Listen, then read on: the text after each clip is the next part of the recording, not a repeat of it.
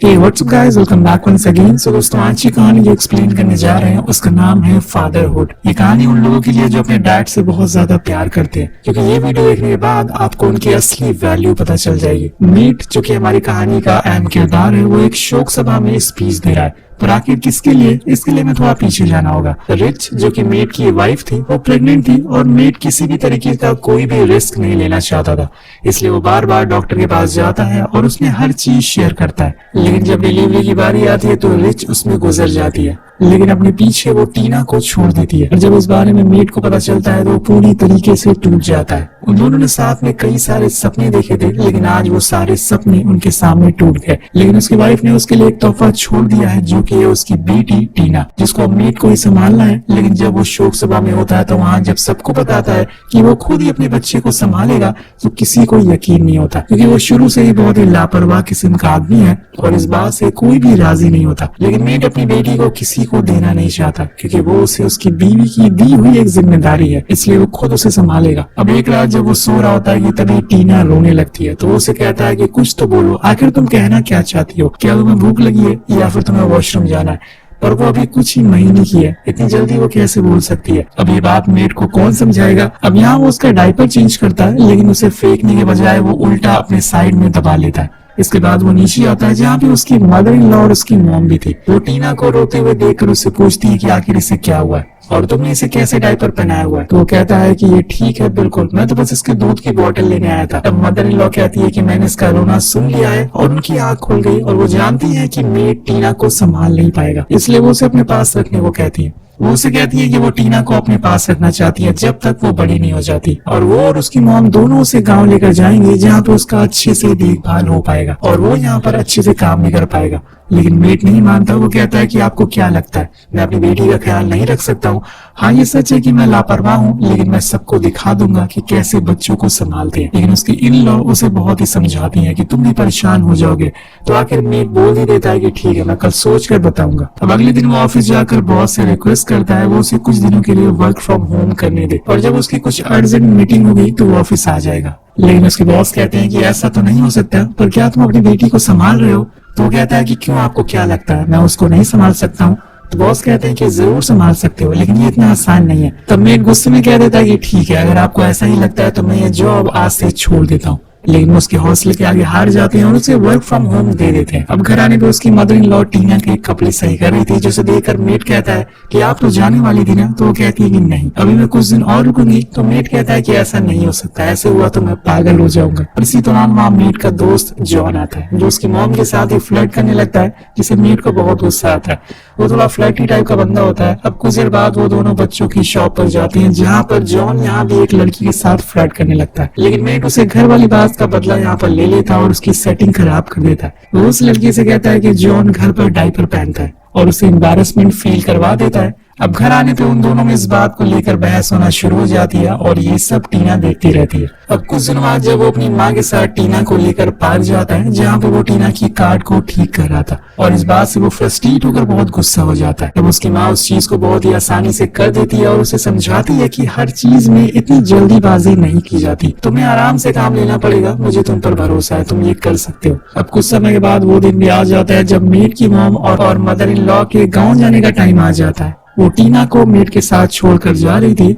अब उनके जाने के बाद वो बहुत ही रिलैक्स फील करता है और अपनी पुरानी लाइफ में वापस लौट जाता है। यहाँ पे तीनों दोस्त आपस में फुटबॉल खेलते हैं। मेट टीना को लेकर ऑफिस भी जाता है और वो धीरे धीरे अब टीना को संभालना सीख गया था, लेकिन अभी भी कुछ चीजें थी जिससे वो परेशान था, और वो था उसका रात में रोना, जिस वजह से मेट की नींद भी पूरी नहीं हो पाती थी और इसी वजह से वो थोड़ा परेशान हो चुका था। यहाँ वो अपनी मॉम से इसकी वजह पूछता है तो वो उसे लोरी सुनाने का सुझाव देती है, लेकिन उसे भी कुछ बात नहीं बनती। उसके कई कलीग उसे न्यू पेरेंट्स ग्रुप के बारे में बताते हैं, जहाँ पे कुछ नए पेरेंट्स को बेबी सिटिंग करना सिखाया जाता है, पर वहां जाके उसे पता चलता है कि उसमें तो एक भी आदमी नहीं है, वहाँ सब औरतें मौजूद थी।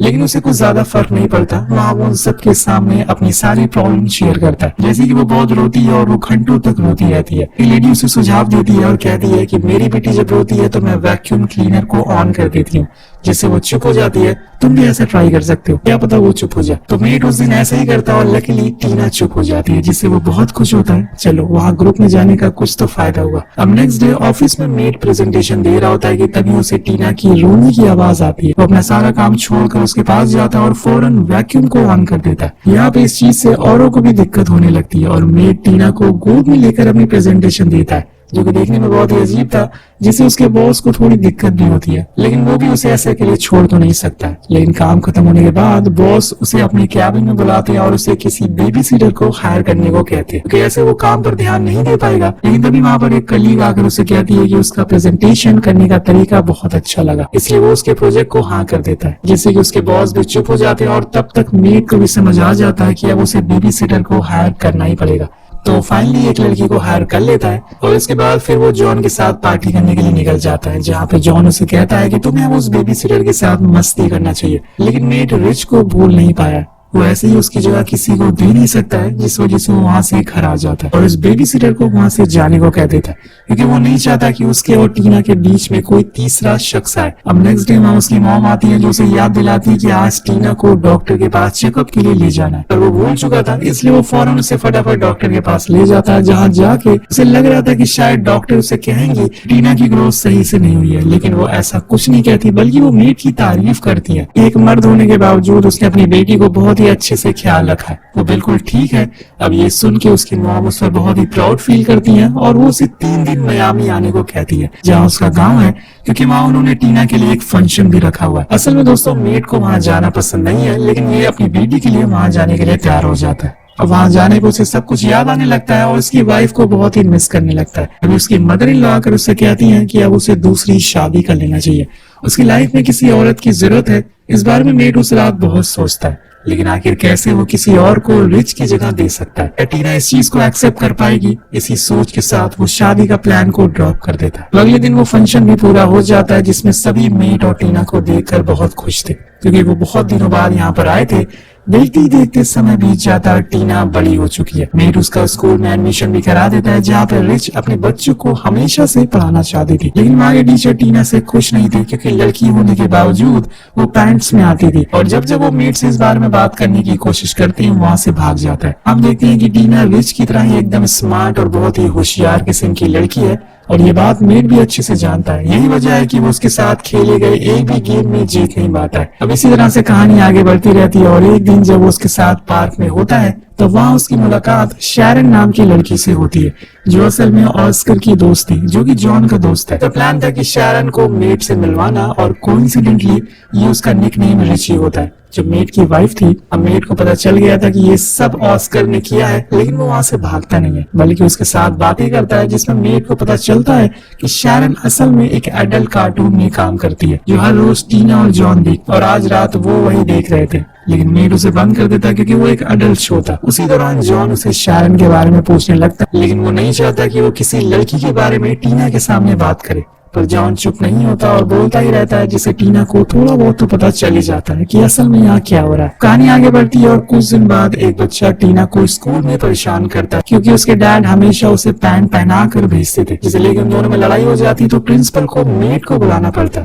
और यहाँ वो मेट से कहती है कि आपको टीना को स्कर्ट पहनाना ही पड़ेगा, ऐसे कब तक चलता रहेगा, वरना वो हर रोज किसी न किसी से लड़ाई करती रहेगी। ये बात सुनकर आखिरकार मेट मान जाता है और उसके लिए स्कर्ट ले लेता है। अब एक दिन मेट टीना से कहता है कि वो आज रात बाहर जा रहा है। ये पहली मर्तबा हो रहा था जब मेट उसके बिना कहीं बाहर जा रहा है, और वो उसे वादा करता है कि वो जल्दी आ जाएगा।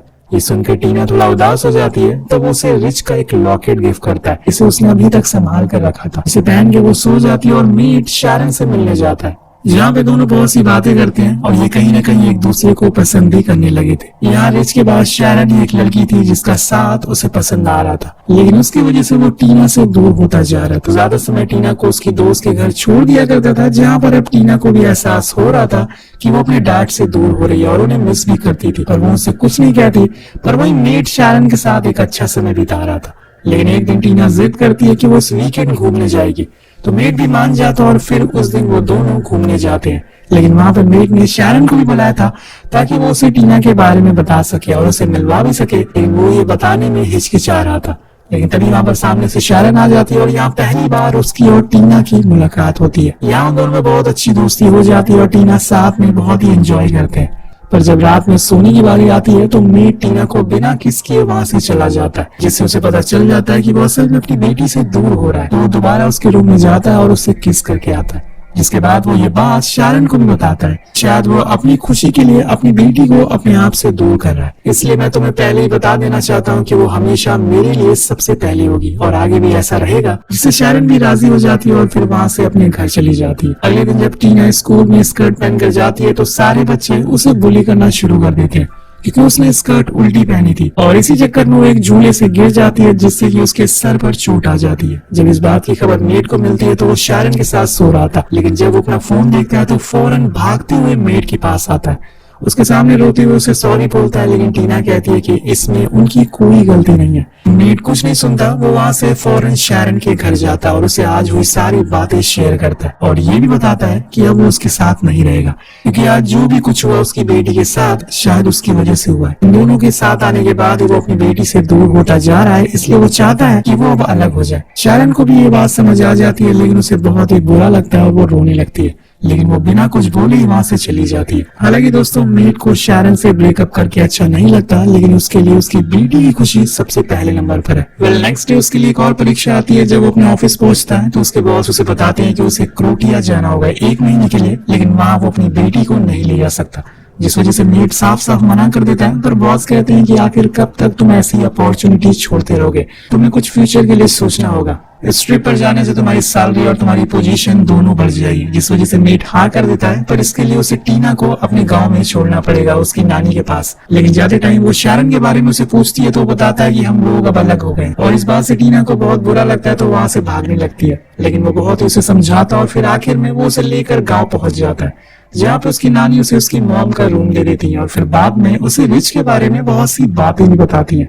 लेकिन कुछ दिन बाद मेट की उनसे लड़ाई हो जाती है, क्योंकि उन्हें वो स्कूल वाले इंसिडेंट के बारे में पता चल चुका था जिसमें टीना को चोट लगी थी। उसे बहुत सुनाती है, जिस चक्कर में मेट वहां से अपनी मॉम के घर जाने लगता है। लेकिन टीना वहीं रुकने की जिद करती है तो वो उसे छोड़कर अपनी मॉम के घर आ जाता है। अगले दिन टीना का बर्थडे होता है, सभी लोग उसे सेलिब्रेट कर रहे होते हैं। अब यहाँ मेट की जाने का समय आ जाता है, लेकिन मेट के लिए बहुत ही बड़ी चीज थी। उसने आज तक उसे कभी अकेला नहीं छोड़ा था, लेकिन उसे ये करना ही होगा। वो उसे आखिरी बार किस करता और रोते हुए वहां से जाने लगता है, लेकिन तब तक वो उठ जाती है और वो उसे गले से लगाता है और फिर एक गुड बाय बोलकर चला जाता है। मेट पलट कर नहीं देखता, क्योंकि उसे पता था कि अगर उसने देखा तो वो उसे छोड़कर जा नहीं पाएगा। अब यहाँ से वो वापस अपने घर आता है, जहाँ से कुछ दिनों बाद वो क्रोटिया के लिए निकल जाएगा। उससे पहले उसके दोस्त उसे मिलने आते हैं और वो भी टीना को बहुत मिस कर रहे थे। लेकिन अब क्या कर सकते हैं, उस रात मेट को नींद ही नहीं आती। वो पूरी रात जागता रहता है और फिर अगले दिन वो उसके सारे सामानों को इकट्ठा करके एक जगह रखने लगता है। उसी में उसे वही नेकलेस मिलता है जो उसने टीना को दिया था, जिसे लेकर वो एयरपोर्ट के लिए निकल जाता है। लेकिन मेट का अभी भी मन नहीं है जाने का।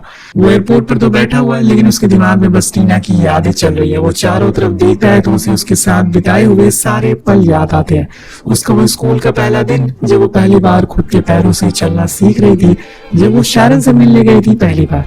हर चीज उसके दिमाग में घूम रही थी और उसका से कहता है कि मुझसे ये नहीं होगा, मैं जितना स्ट्रांग दिखता हूँ उतना हूँ नहीं। एक काम करो, तुम मेरी जगह जाओ, मैं तुम पर पूरा भरोसा करता हूँ। अब यहाँ से वो सीधा अपने गाँव जाता है टीना से मिलने के लिए, और उसे वापस आता हुआ देखकर टीना बहुत खुश होती। तो दोस्तों यहाँ पर उसने अपनी बेटी के लिए फ्यूचर को दाव पर लगा दिया था, और इसी को पिता का प्यार कहते हैं। वो टीना को वही लॉकेट देता है जो उससे खो गया था। अब उसकी मदर इन लॉ उसका प्यार देखकर रोने लगती है और आखिर में वो भी बोल देती है कि मैं गलत थी, शायद तुमसे अच्छा टीना का ख्याल कोई नहीं रख सकता है, तुम इसे अपने साथ ले जाओ और इसे अपनी तरह एक अच्छा इंसान बनाना। इसके बाद वो दोनों वहां से अपने घर वापस लौट आते हैं, लेकिन टीना जिद करती है कि उसे शारन से मिलने जाना है, तो वो दोनों से मिलने जाते हैं। अब यहाँ टीना मेट से उसे सॉरी बुलवाती है, जिसके बाद तीनों साथ में बहुत एंजॉय करते हैं। आखिर में हम देखते हैं कि स्कूल में अब टीना को पैंट्स पहनने की परमिशन मिल जाती है, लेकिन उसे कुछ अलग फील ना हो, वो दूसरों से अलग ना दिखे, इसलिए मेट ने आज खुद स्कर्ट पहन ली थी ताकि वो हमेशा से खुश रहे। जैसे कि हम जानते हैं कि पेरेंट्स से ज्यादा प्यार हमें कोई नहीं दे सकता है, इसलिए ऑलवेज रिस्पेक्ट योर पेरेंट्स। इसी के साथ ये कहानी खत्म हो जाती है। तो इस वीडियो पे एम करते हैं 350 कमेंट का। कमेंट जरूर करेगा। मिलते हैं आपसे इस वीडियो में। Thank you so much watching. Peace out.